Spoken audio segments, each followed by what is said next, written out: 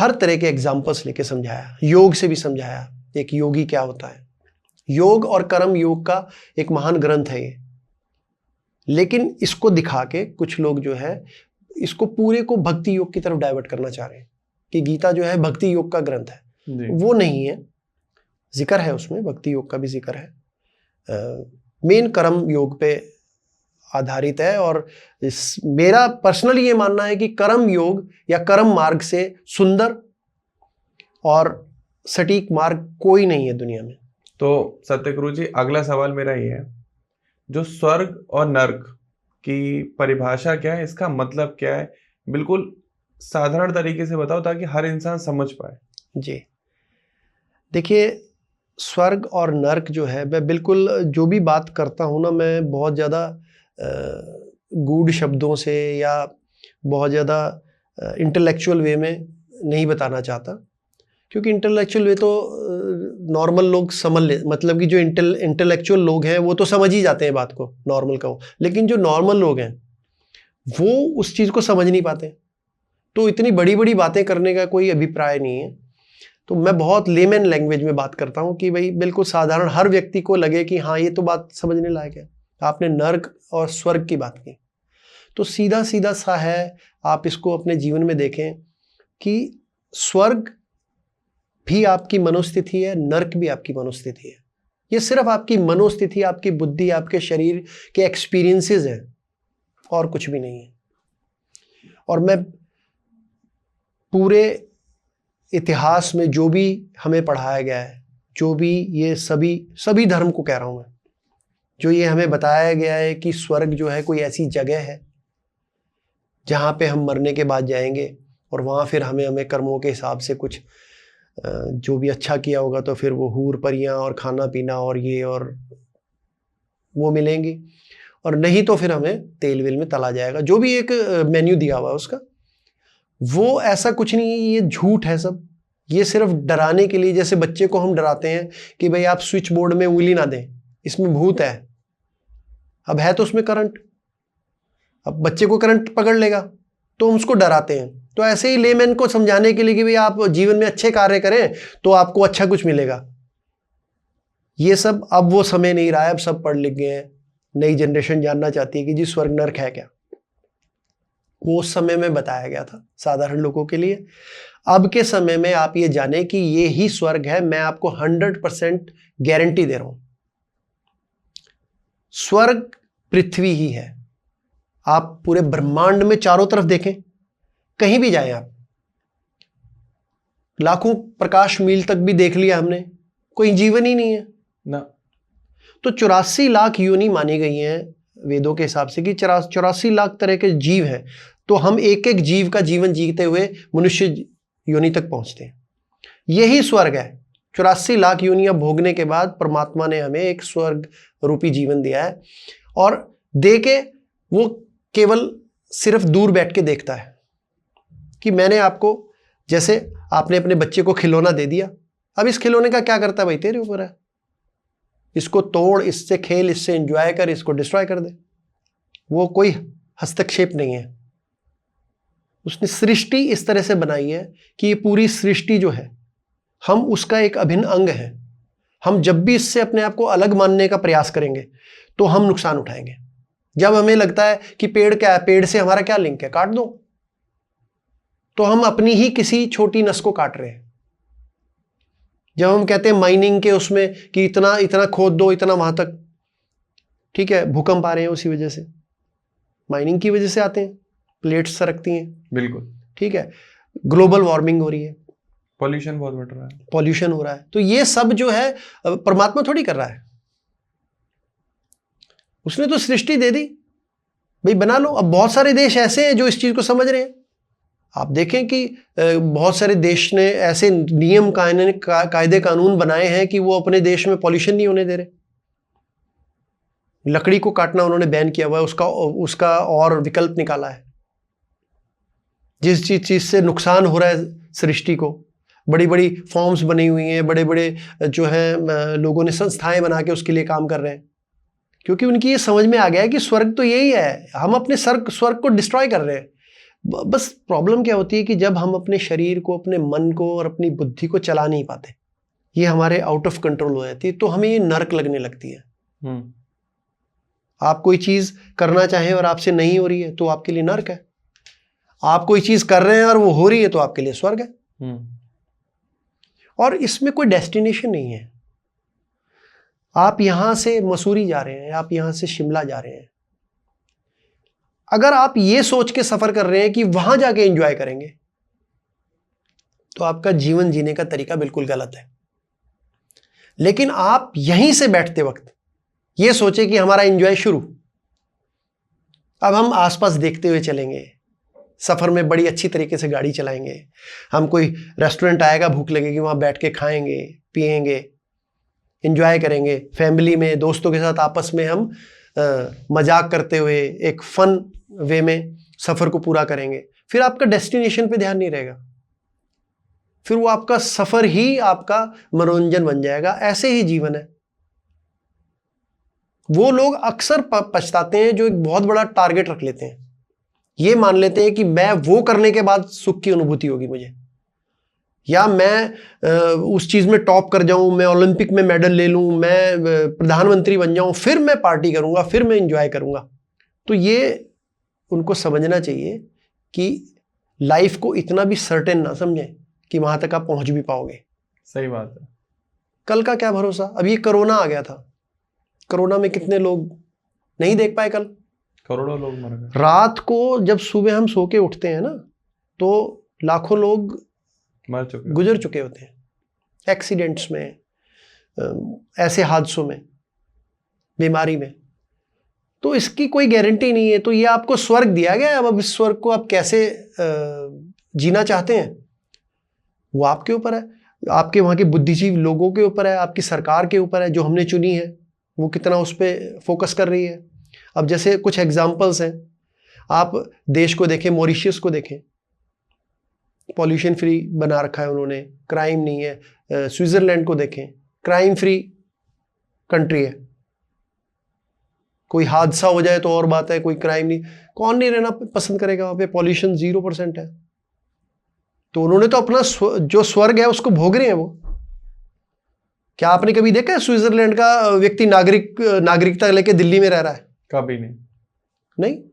हमारे यहाँ पिछले 2-3 साल के अंदर 15 लाख लोग जो है इंडिया छोड़ के और जाके इधर उधर बस गए दूसरे देशों में।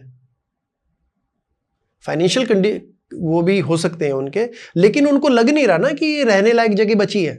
इतना पॉल्यूशन, इतनी बीमारियां, तो ये नर्क है। आप यहां से हिमाचल चले जाएं, जम्मू कश्मीर चले जाएं और किसी पहाड़ियों में चले जाएं, तो आपको यहां से वो स्वर्ग लगता है कि हम तो स्वर्ग में आ गए।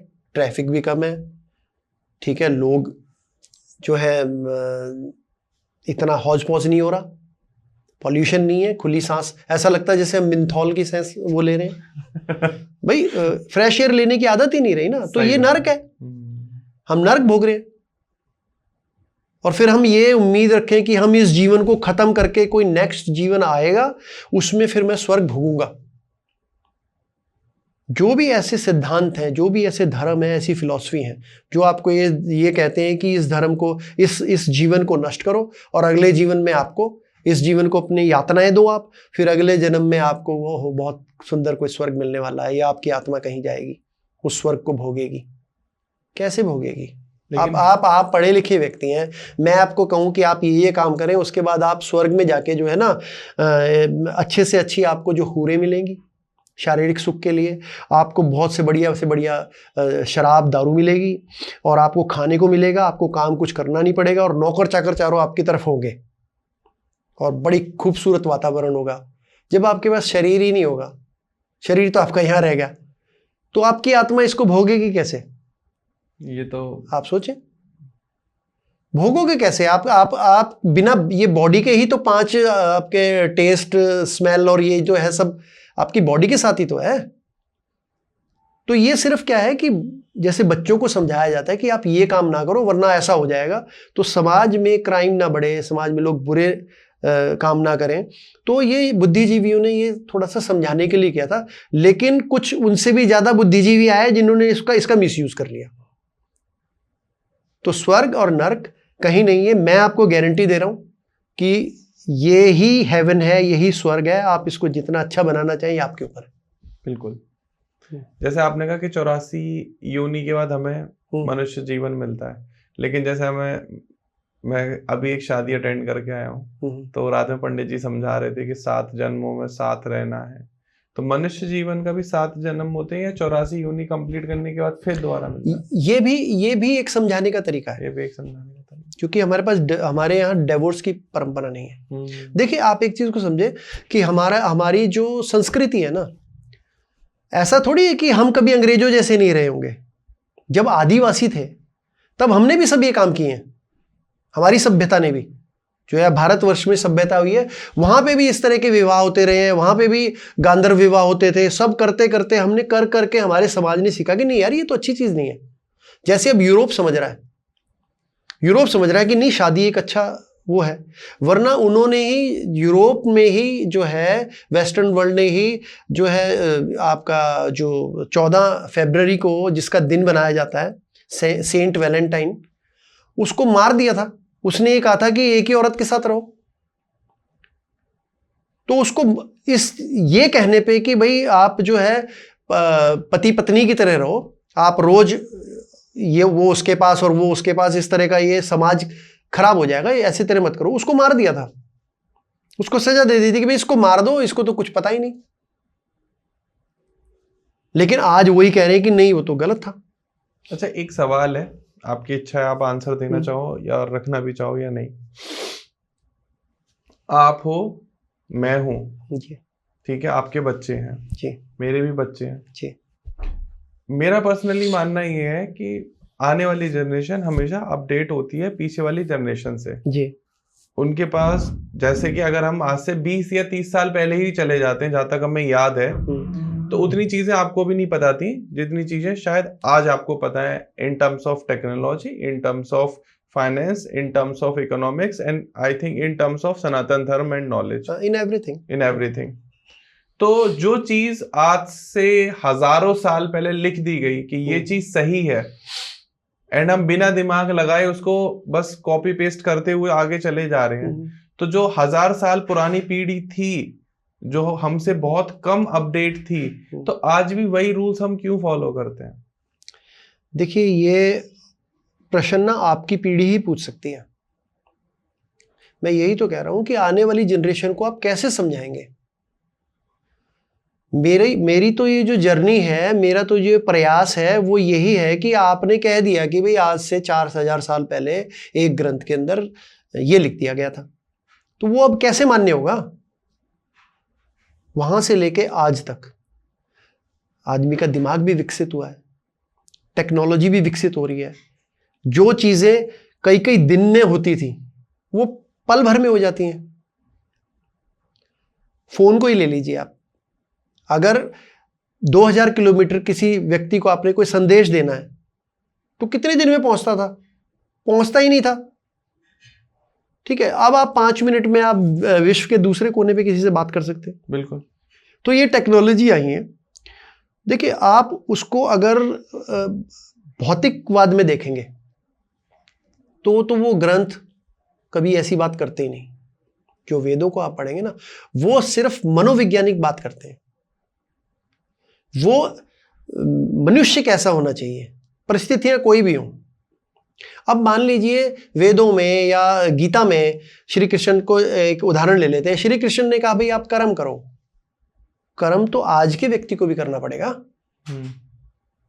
क्या ये बात ठीक नहीं है? बिल्कुल ठीक है। कोई भी इसको साइंटिस्ट या कोई भी इसको झुटला सकता है, कोई भी बुद्धिजीवी सिद्धांत वक्ता इसको झुटला सकता है, इस कर्म की उसको। ठीक है, तो कर्म इसीलिए उसको माना गया है कि कलयुग में भी जो है गीता का जो है ज्ञान वो प्रमाणिक है। वो आज भी उसको यूज कर सकते हैं आप। आगे 100 साल 200 साल की हम नहीं कहते, लेकिन आज के उसमें तथ्य है। कर्म करते हैं और उन्होंने कहा भाई डू व्हाट इज रिक्वायर्ड। समय काल और परिस्थिति 3 चीज होती हैं। आप समय, क्या समय चल रहा है, कौन सा काल चल रहा है और क्या परिस्थितियां हैं आपकी, उसके हिसाब से निर्णय लेने से ही समाज ठीक चल सकता है। 1400-1500 साल पहले कुरान में कोई बात लिख दी गई, अगर हम उस हिसाब से जीने लग जाएं तो हम एग्जैक्ट 1400 साल पीछे पहुंच जाएंगे। बिल्कुल। ना हम टेक्नोलॉजी से घर बना सकते हैं, अगर हम उन्हीं के सारी चीज फॉलो करने लग जाएंगे तो समाज वैसा रह जाएगा। और औरतों की क्या, जो 50% हमारी जनसंख्या है वो तो हमारी माता बहनें हैं ना। बिल्कुल। तो उनके लिए क्या है उसमें, उसके लिए तो कुछ नहीं है। तो वो चीजें हम कैसे कर पाएंगे? तो इसीलिए ये आज नहीं तो कल ये हट जानी है ये चीजें। जिस दिन शिक्षा बढ़ेगी लोग समझने लगेंगे, कोई लॉजिकल आंसर ही नहीं होगा। आप पॉडकास्ट करते हैं, आप कोई मौलवी आए उनसे ये प्रश्न पूछना कि भाई औरतों को क्या अधिकार दिए आपने? क्या भगवान ने, क्या आपके अल्लाह ने जो है औरतों को कोई अधिकार नहीं दिए? क्या उन्होंने औरतों को जीवित ही नहीं समझा, एक वस्तु समझ लिया कि भाई जैसे आप जानवरों को यूज करते हैं इनको भी यूज करें बस? तो वो धर्म, ऐसे धर्म जो है ना, ऐसे धर्म ग्रंथ और ये जो है ये लोगों को काफी मिसगाइडेड करते आए हैं। लेकिन आज वो समय आ गया है, टेक्नोलॉजी से भी साबित हो रहा है, और जो है मन में हमारी बुद्धि का विकास हुआ है तो मन में भी ऐसी बात आती है भाई ये कैसे माने हम। अब उनका एक ही इसका ऑल्टरनेट है कि जबरदस्ती मनवाओ, जबरन करो कि भाई नहीं मानना ही पड़ेगा अब तो वो चल नहीं पाएगा। कब तक चलेगा? बुद्धिजीवी बच्चे खड़े होंगे और वो कन्वर्ट हो रहे हैं क्रिश्चियनिज्म से, मोहम्मडनिज्म से कन्वर्ट हो रहे हैं लोग कि भाई अब ये तो इसका या तो जवाब दो, नहीं तो भाई हम चलते हैं, हम अपना दूसरा कहीं आस्था ढूंढेंगे। सही बात है, जरूरी भी है, जो सही है उसका साथ देना चाहिए। तो जो पुराने, जो मेन आपका प्रश्न था कि पुराने ग्रंथों में हमारे लिए गाइडलाइंस दी है बुजुर्गों ने, उन्होंने ये नहीं कहा कि आप पक्के मकान ना बनाओ या प्लेन मत बनाओ या आप ये ना बनाओ। वहां पे कोई नेगेटिव बात नहीं लिखी गई है। वहां पे हमारी जो है हमारा मनोविज्ञान के आधारित पे है वो, कि भी आपको क्रोध नहीं करना है। क्या क्रोध करना अच्छा है आज के समय में? बिल्कुल। 4000 साल पहले भी नहीं था। लालच नहीं करना है, प्रेम से रहना है, नारी को सम्मान देना है। हमारे ग्रंथों में तो नारी को पहले रखा गया। आज भी जो है कहीं इनविटेशन जाता है तो श्रीमती एंड श्री लिखा जाता है, ठीक है ना। स्वयंवर होते थे। स्वयंवर क्या होता है कि नारी की, लड़की की ये इच्छा है कि वो चूज करेगी। 50 लोग बैठे, मैं चूज करूंगी, मुझे क्या चूज, इससे बड़ा अधिकार क्या हो सकता है? सही बात है, ठीक है ना। तो बीच में आक्रांता आए, उन्होंने 700-800 साल में वो सब अपनी फिलॉसफी चलाने की कोशिश करी तो वो कुप्रथाएं पड़ गई। लेकिन अब देखो, जब से 70-80 साल से हमारा समाज फिर संभला है, भारतवर्ष संभला है, तो फिर वही परंपराएं आ रही हैं। क्या आज आप किसी लड़की को ये कह सकते हो कि ये लड़का इसी से शादी करनी है? बिल्कुल भी नहीं। 50 क्वेश्चन करती है कि ऐसे क्यों करना है। सही बात है। हमारे संविधान में भी अधिकार दिए जा रहे हैं कि ऐसे नहीं कर सकते आप। शिक्षा दे रहे हैं लोग लड़कियों को, कह रहे हैं, लड़की कहती कि जी मैं तो पीएचडी करने से पहले शादी नहीं करूंगी। कौन परिवार ऐसा है जो कह देगा नहीं करनी, पहले शादी करो? नहीं करते लोग, नहीं मानती हैं लड़कियां। उनका अधिकार है, उनको करना चाहिए। तो वो जो परंपराएं हमें हैं वो हमें अच्छी परंपराएं ले लेनी चाहिए, फिर अपने बुद्धि का भी यूज करना चाहिए। हो सकता है उसमें कुछ ऐसा बाद में कोई मैनिपुलेशन होगी हो। किसी भी चीज को ना 100% मान के चलने में बेवकूफी होती है।